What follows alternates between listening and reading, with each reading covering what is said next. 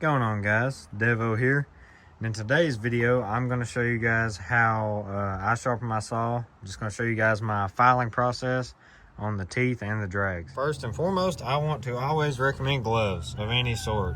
Because let me tell you folks, if you're like me, especially this finger here, I have tore them all to pieces filing a chain. And it's never on this side. It's always when I flip the saw and hit this side.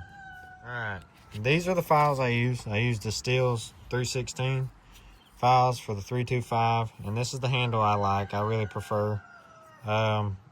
It's a Forester. I really like this because it's just easy to snap in, won't come out.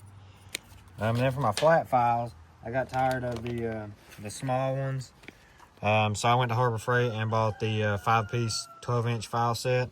And this one right here works really well, and it's got a long life compared to these little fellas here. They don't last in no time. So my first steps, always gloves, like I said. And then once you got your file in your handle, the way I do mine, and just know I am no timber cutter.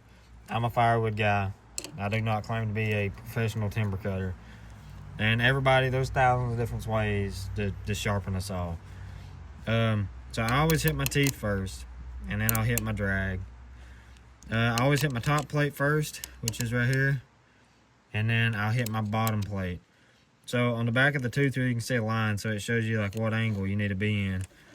So I just give it a few licks.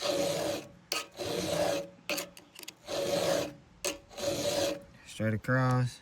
Got that, baby, and then hold your file straight and go right in the middle.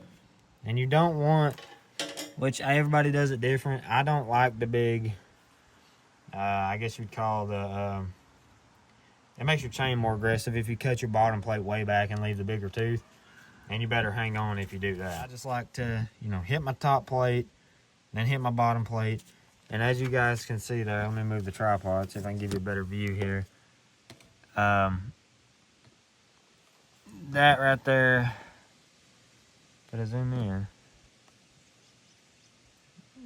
That right there is your finished product. You don't have to have a big aggressive bottom plate, but some people like it, some people prefer it.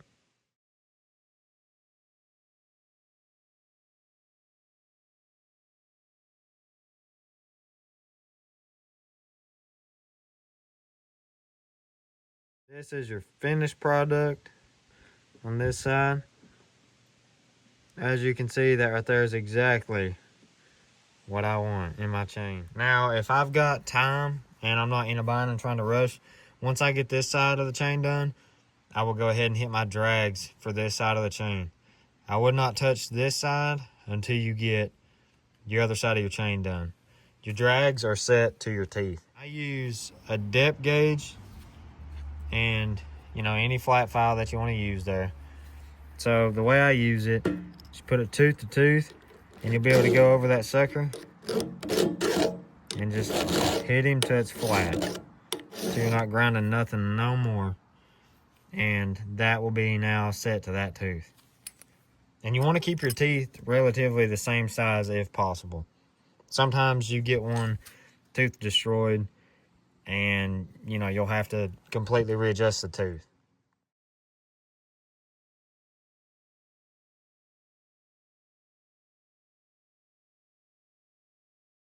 And that right there is my filing process, folks.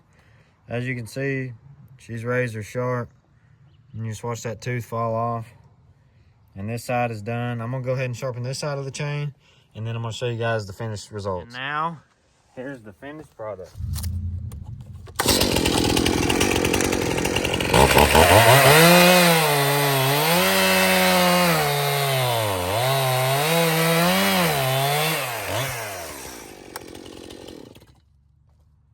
Works great. Works for me, folks.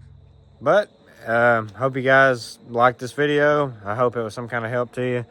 But anyways, it's been Devo, and we got a lot of wood content getting ready to come up. We got a lot of firewood. We got a lot of orders we got to sell, folks. I'll just put it that way. But then again, it's been Devo. Hit that subscribe button, hit that like button. Peace out, everybody.